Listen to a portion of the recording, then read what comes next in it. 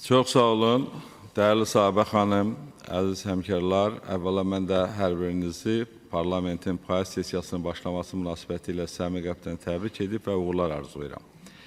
Dünyamızın ekoloji gələcəyini qorumaq üçün qəbul olunmuş ən mühüm beynəlxalq sənədlərdən də biri məhz 1987-ci ildə qüvvəyə minmiş Montreal protokoldur.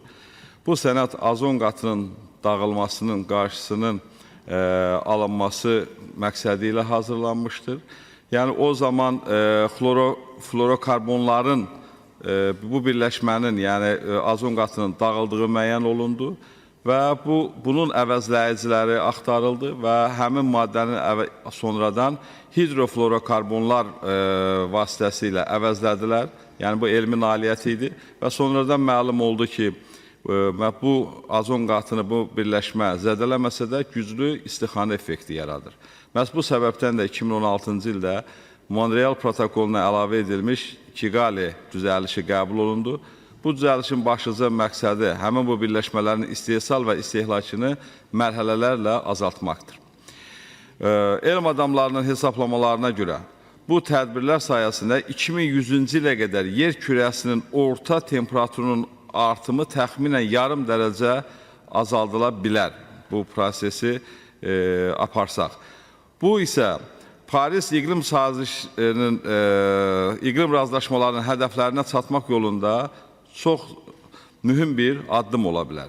Kigali düzəlişinin konkret hədəfləri dəqiq müəyyən olunub, inkişaf etmiş dövlətlər üçün istehsalı və istehlakının 2019-cu ildən başlayaraq 2036-cı ilə qədər təxminən 85% azaldılması nəzərdə tutulur.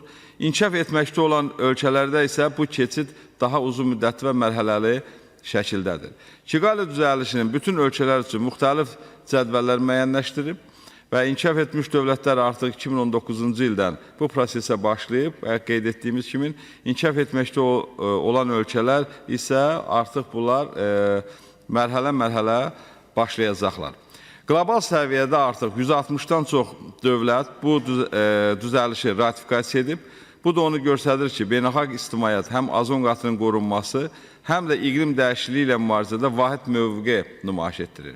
Və bu karbon birləşmələrinin azaldılması yalnız ekoloji sabitliyə deyil, həm də iqtisadi innovasiyalara yol açır. Çünki yeni texnologiyalar enerji səmərəliliyinin artırır, sənayedə dayanıqlı inkişafı təmin edir, uzunmüddətli perspektivdə iqtisadi fayda gətirir. Əlbəttə, çətinliklər də var. İnfrastrukturun yenilənməsi və alternativ texnologiyaların tətbiqi böyük vəsaitlər tələb edir. Qeyri-qanuni ticarətin qarşısını almaq üçün ciddi nəzarət mexanizmlərinə də ehtiyac var. Amma bütün bunlar beynəlxalq əməkdaşlıq, siyasi iradə və milli səviyyədə düzgün planlaşdırma vasitəsilə həll edilən məsələlərdir. Və ona görə də Kigali düzəlişinin beynəlxalq hüquq mexanizmlərinin düzgün işləməsində həm planetimizin, həm də gələcək nəsillərin qlobal təhlükədən qorunmasında mühüm rol oynayır və deputat həmkarlarımı bu düzəlişə səs verməyə dəvət edirəm. Çox sağ olun.